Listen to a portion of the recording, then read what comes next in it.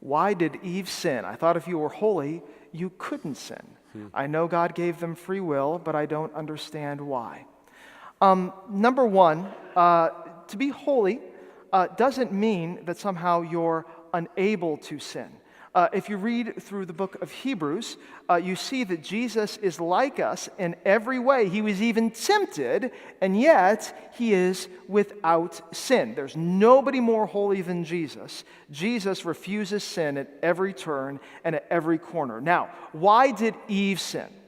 Because she wanted to be like God. Why did Adam sin? Because he wanted to be like God. Now I'm going to take this a step further. Why do you sin? And why do I sin? Because we all want to be like God.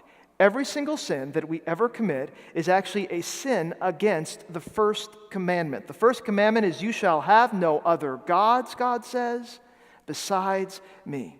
Here's a definition of sin.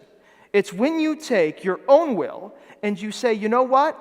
I think my will is better than God's will. It's when you take your own knowledge and say, I think my knowledge is better than God's knowledge. It's when you take your own desires and you say, I think my desires are better than God's desires, which means that you've just made yourself who? God.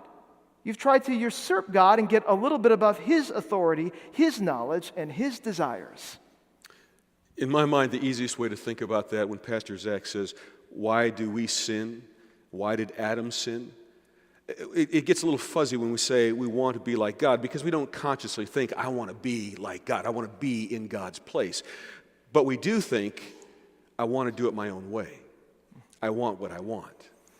Ultimately, that is the heart of sin. That's what all of that means, that the heart of sin is when we want to do our own thing, our own way, instead of obedience to God.